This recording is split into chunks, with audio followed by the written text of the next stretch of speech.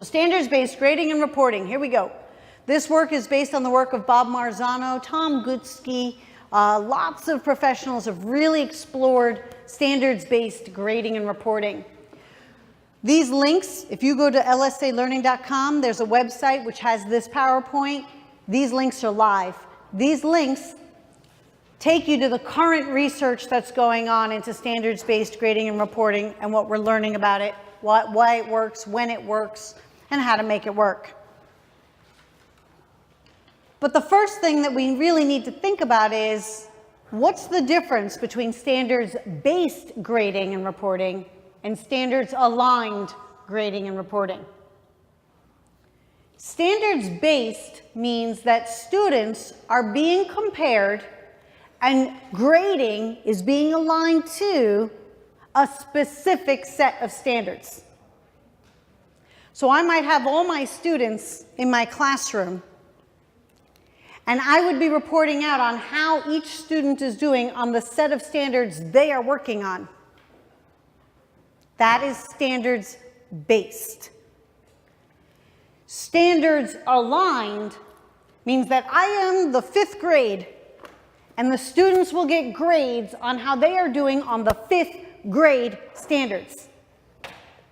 That is called standards-aligned or standards-referenced.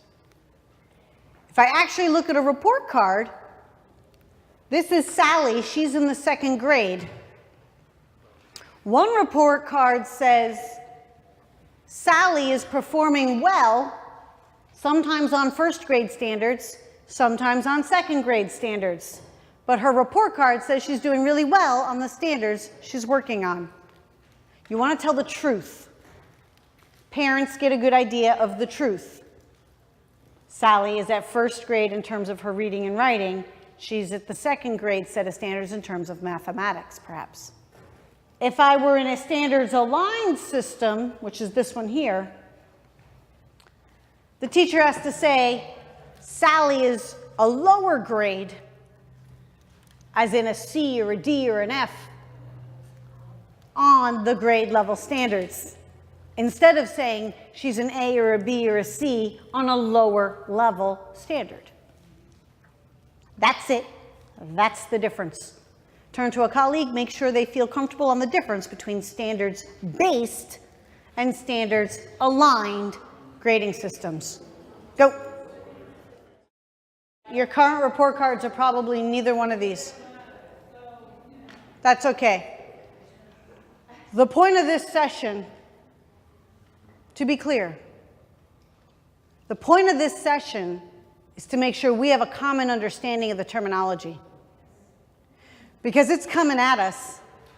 And if someone says, hey, we should do standards-based report cards, we want to make sure that everyone at the table has the same idea of what a standards-based report card is. Or maybe we should do standards-aligned. The fact is, this terminology is getting thrown around all over the place. And what we've learned from the research is, if you do standards-based report cards incorrectly, you can do harm. But if you do standards-based reporting correctly, you can actually do measurable good. So what I'm getting a sense of from your group as a whole is that you want to go slow. You want to learn. What is this thing? Let's talk about it. The more we find out about it and the more we figure out, well, what was the beneficial part of it, the more you can do it in the future correctly rather than jumping into it incorrectly.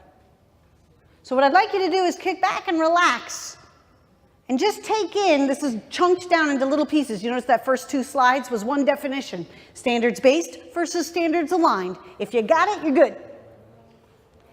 The next one, we're going to run through a couple of definitions. But this is not about having you change over to standards-based report card by 5 o'clock. I would not support that. All right, here we go. Grading and reporting. I keep saying standards-based grading and reporting. I keep saying both together. Is that true? But there's a difference between grading and reporting. Reporting is like a report card.